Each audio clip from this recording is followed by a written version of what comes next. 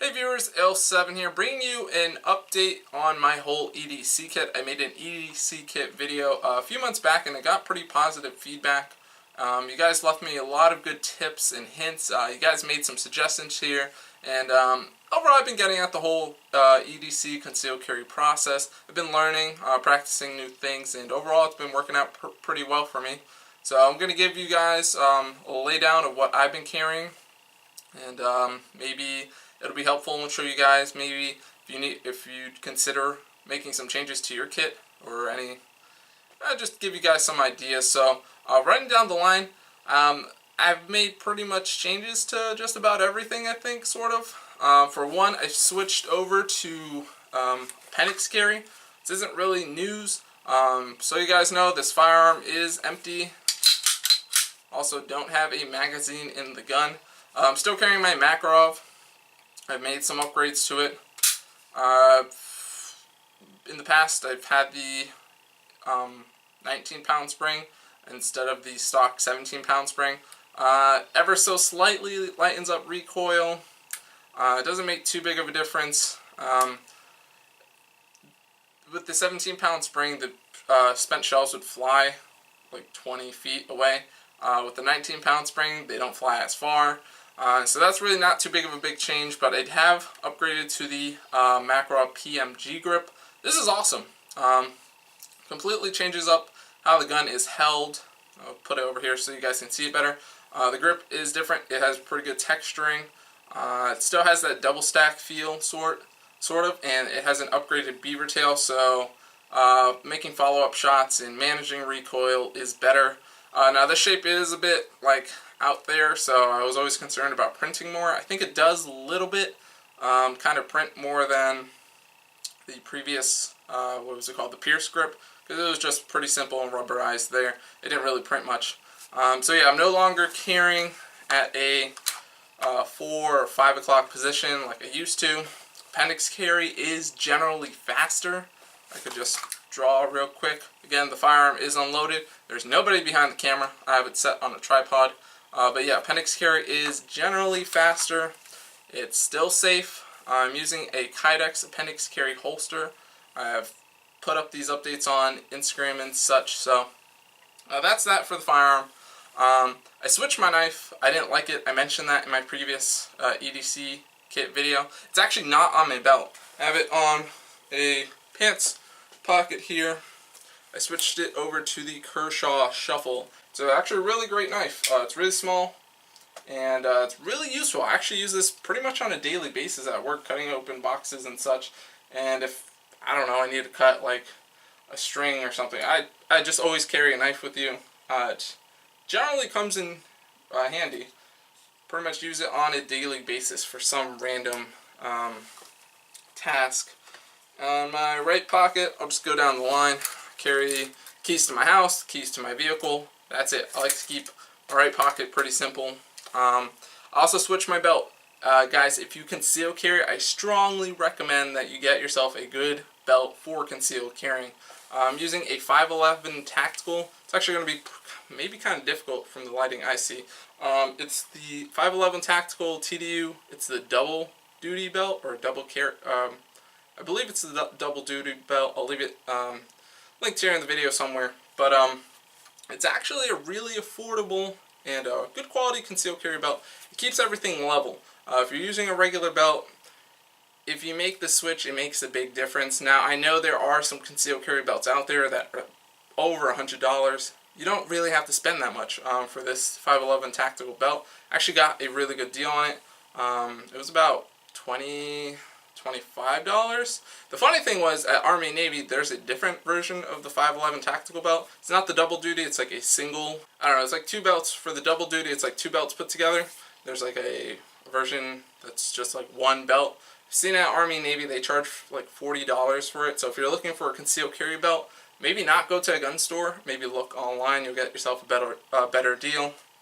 So, makes a huge difference. Also, I know this seems really funny, but in the past I was using like a second phone case, a really small one, to carry an extra magazine. I actually got a legitimate Makarov magazine pouch, and I'm still using Hornady's critical defense. There's not that many defensive rounds options for the Makarov. There's Hornady's critical defense. I know like PPU makes their own hollow point, and then there's Buffalo Bore plus P ammo. But I'm pretty happy with the Hornady's critical defense. So if you have a firearm, again, most people carry an extra magazine depending on how you do your setup. I know some people carry extended like double stacked magazines in their back pocket, popular for like the Glock 19 or 26. If that's not your style, I've seen there are appendix carry holsters that do have a spare magazine pouch connected right to it, so you can have two magazines connected right to each other. But there isn't really an option like that for the Makarov, but this magazine pouch is great. It fits perfectly with the belt, and it's held really close to my body. And as you notice, nothing prints. Nothing prints at all here. Now the shirt is ever so slightly a little larger on me, but even with tighter medium-sized shirts, because this is a large, medium shirts don't print really at all either. You just got to be careful with what you're doing. I mean, if you lean back, or it's going to print, but like you usually never have to lean back. Anyways, on my side here, I always have my cell phone. I switched over to the Asus ZenFone 2 laser. It's great. I like it. Actually need to do a tech review on that. And then I still have my Ultrafire flashlight, really bright. And it also has zoom. It just clips on the belt, and if I pretty much still use this pretty much on a daily basis. I haven't really had to use it or anything in a self-defense sort of fashion, but it is good to train with your gear. Practice drawing often.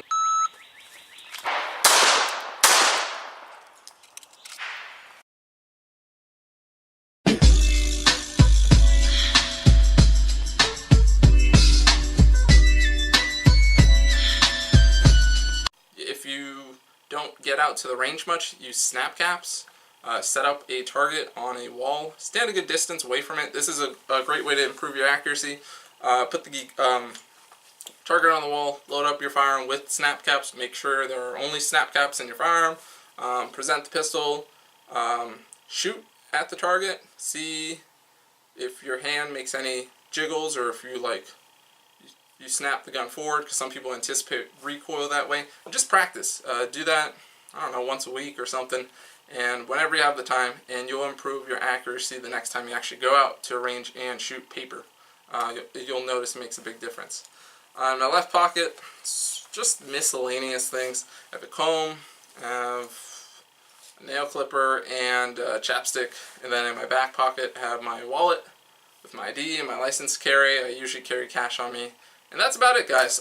Keeping things pretty easy and simple here. So, hope this video wasn't too long. I hope it was informative.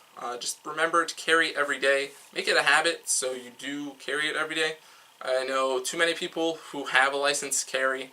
They spent $300 to $700 on a firearm, and they'll carry it for like a week, and then they stop carrying it and just sits at home all the time.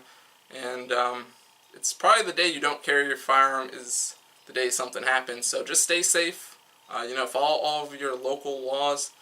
Avoid gun-free zones. Wouldn't want to be caught there with anything happening, because you can't do anything about it. And that's about it, guys. So I hope this video was helpful. Pretty informative. Just remember to stay safe. Carry often. If you guys have any suggestions or tips, feel free to leave them in the comments section below. Just to let you guys know, this whole everyday carry setup works with shorts. I do wear pants pretty often, but if you wear shorts, you'll be able to carry fine. Just get a shirt that's maybe a little larger, or just when you're buying shirts, make sure you're not printing in these shirts. I bought a Hollister shirt one day, and the shirt is really flush and it's a tight fit, so it doesn't work for appendix carry or just concealed carrying in general. I think maybe in the winter I might switch back to a 4 and 5 o'clock position. I noticed Alien Gear now makes holsters for the Makarov, so I want to maybe try it out, but I am very pleased and happy with my appendix carry holster. Works great. The draw is extremely fast, and that's about it, guys. So I hope again all this information was helpful, and I'll see you guys in my next video. This is Ale7 signing out.